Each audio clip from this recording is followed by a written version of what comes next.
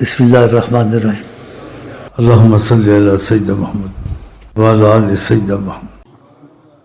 شرک سے بہت بچے۔ اس کی وضاحت کشتوں میں نے کی ہے، وقت کا میں نے کچھ وضاحت کر دیتا کہ تکلیف مصیبت خدا کے سوا کوئی نہیں ہٹا سکتا، نہ کوئی نبی ہٹا سکتا ہے، نہ کوئی ولی ہٹا سکتا ہے، نہ محمد مصطفیٰ ہٹا سکتے ہیں۔ قرآن کی آیتیں ہیں، قُلْ لَا أَمْلِكُ لِنَفْسِي ضَرًّا وَلَا نَفْعًا۔ اے محمد مصطفیٰ ان کو کہو تم اپنی زبان سے، میں اپنے نفع نقصان کا مالک نہ ہوں تو تمہارا کیا کر سکتا ہوں، ایسے کہلوایا ہے۔ پھر کیسے سمجھیں کہ آقا کے معجزات سے اتنی مصیبتیں ٹلی؟ تو نبی ولی ہٹاتے نہیں ہیں، ہٹواتے ہیں۔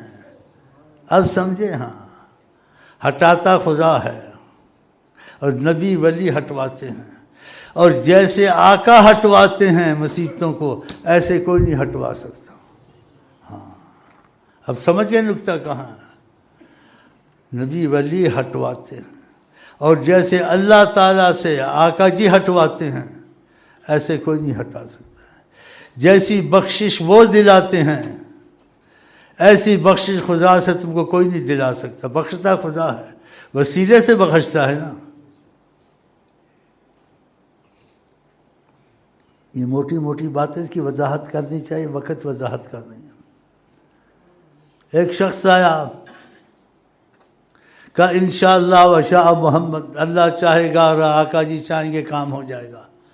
آپ نے کہا اجعلتنی للہ ندا، تو نے خدا کا شریک بنایا مجھ کو۔ کہتا ہے اللہ چاہے گا، محمد مصطفیٰ چاہیں گے، حدیث شریف ہے۔ پھر اس کو کیا کہا؟ قل انشاء اللہ وحدہ، کہو اللہ اکیلا چاہے گا، مجھ کو مت لاؤ اس طرف۔ دیکھا سمجھانے کا طریقہ؟ وہ سوچ میں پڑ گیا اللہ اکیلا چاہے گا، ہم دعائیں کر کر کے مر جاتے ہیں، کام ہی نہیں ہوتا ہے۔ آپ کے پاس آتے ہیں کام ہو جاتا ہے۔ اب وہ سوچنے لگ گیا۔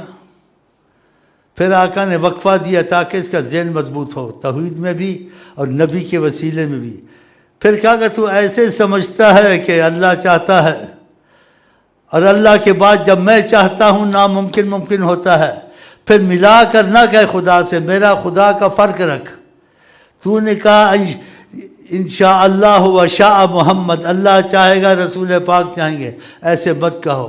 کہو انشاءاللہ ثم شاء محمد، اللہ چاہے گا پھر حضرت محمد مصطفیٰ چاہیں گے، ایسے کہا کرو۔ دیکھا اس کو سکھایا۔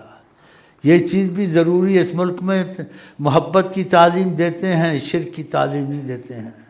شرک کی تعلیم بہت ضروری ہے، کیونکہ اس کو نبی کریم نے اس سے بہت ڈرایا ہے۔ ہاں، تو یہ شرک کا مسئلہ ذرا احتیاط کریں۔